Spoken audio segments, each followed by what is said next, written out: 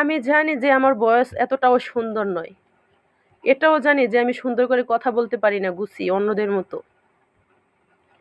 কিন্তু আজ যা বলবো তা আমার মনের আবেগ, আমার সাথে ঘটে যাওয়া কাহিনীগুলো। এটাও জানি যে আমার যেই পরিমাণ কষ্টের কথা, এটা অন্য নারীদের সাথে মিশে যেতে পারে। যাক, সবারটা বলি না, আমার নিজেরটাই আমি বলি। আমি নিজেকে নিজের শত্রু মনে করি। আমি আজ নিজের বড় শত্রু।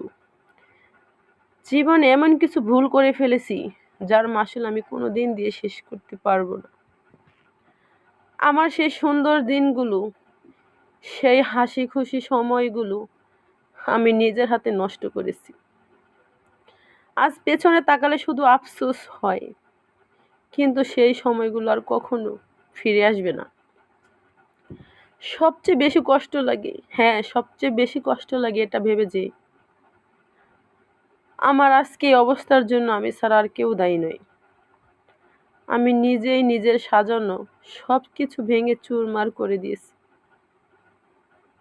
নিজের ভালো সময়গুলোকে কেন যে হেলায় হারিয়ে ফেললাম, অবহেলায় হারিয়ে ফেললাম, তার উত্তর কোনোদিন হয়তো আমার কাছে মিলবে না। তার উত্তর আমার কাছে নেইও। এখন চাইলেও পালানো সম্ভব না।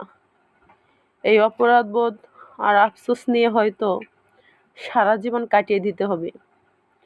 নিজের ধ্বংস নিজে দেখার চেয়ে বড় শাস্তি কিছুই হতে পারে না।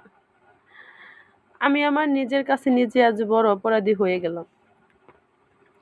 মাঝে মাঝে ভাবি, কেন মানুষকে এত মায়া দেখাতে গেলাম? আরে মানুষ তো কিছু না চাইতে পেয়ে গেল আল্লাহকেও ভুলে যায়। আর সেই স্বার্থের দুনিয়ায় মানুষকে বেশি ভালোবাসা, বেশি আবেগ দেখানোটাই ভুল। অতিরিক্ত আবেগ দেখাতে গিয়ে নিজেকেই নিজের বড় শত্রু বানিয়ে ফেলেছি।